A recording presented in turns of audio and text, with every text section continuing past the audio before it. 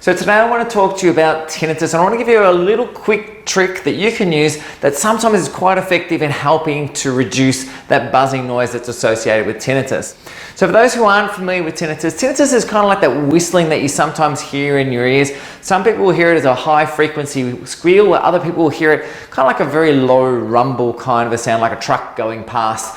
One thing we know that is tinnitus though is very, very annoying, and a lot of people develop emotional issues with tinnitus. And we see that every day here in our office.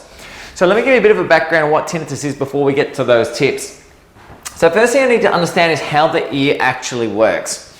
So hearing is a complex situation. So we have sound coming into the ear itself this way. It hits a little drum there that vibrates. It causes these little bones to shake and oscillate, which then goes through to another little membrane here and causes all these tiny little hairs all the way through this spiral thing called a cochlea to vibrate like crazy.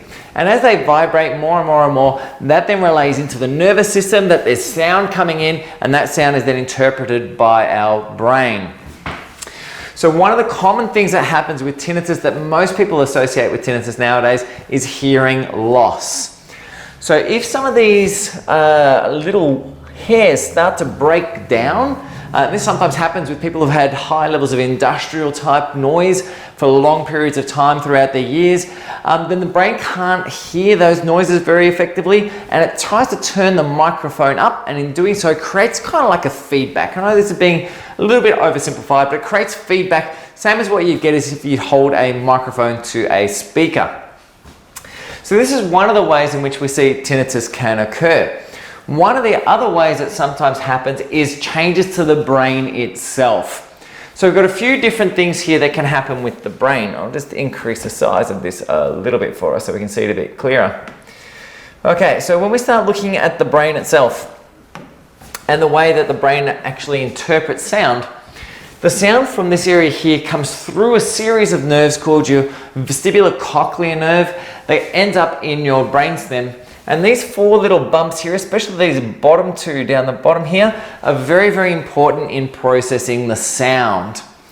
And this is really, really important for us because once it goes through here, especially trying to work out location of where sound is coming from, is a big area to do with this.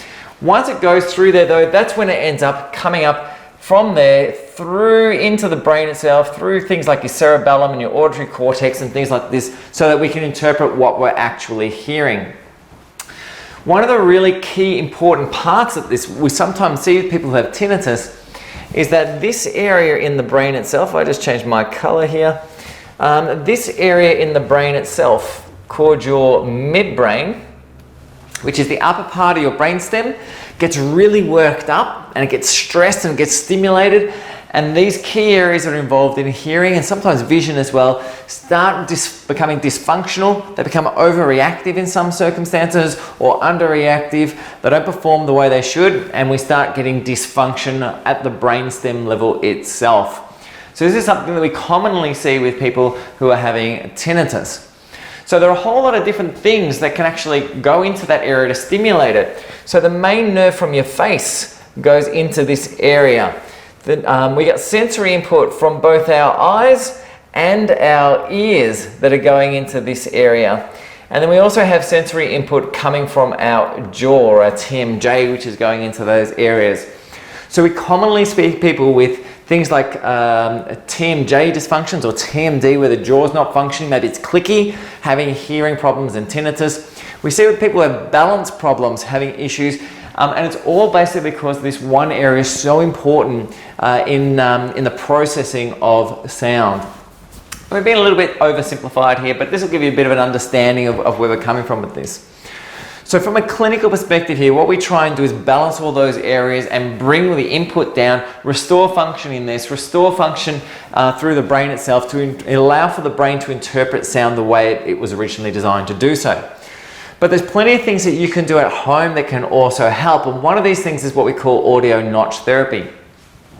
So if we can imagine that this is the frequency of sound, so from low frequency here to high frequency here. So this is your high pitched noises, this is your low pitched noises.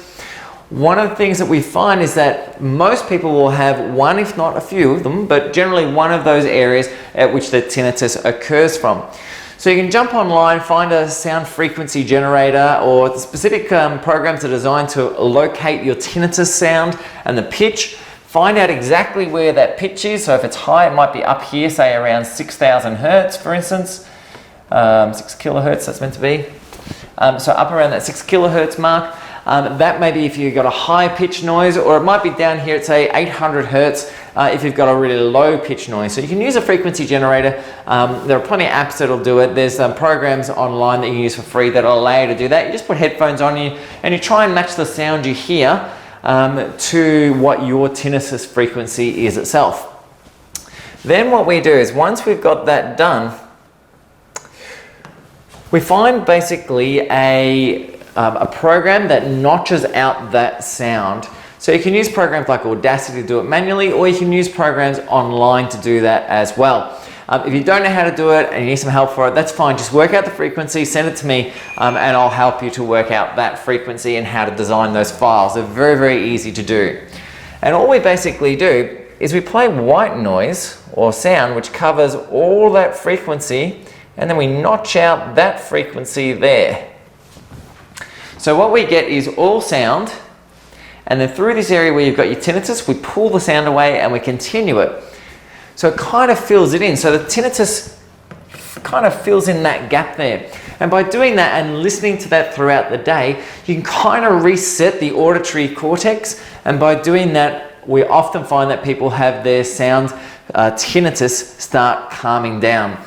Some people have it completely settled down. 20 or 30% is not uncommon, but for some people it can be the difference between getting through their day without a drama and really struggling with things like anxiety and depression and other emotional type states as a result of their tinnitus. Anyway guys, there's a quick little tip that you can use to get back on track and try and calm your tinnitus down. As I said, you can make up these files really easy. If you're not sure how to make them up, you can find the frequency and just send me a message or post it up, and I can put that for you together as well. But likewise guys, remember, it's all about adding life to your years. Catch up with you in the next vid. See you guys.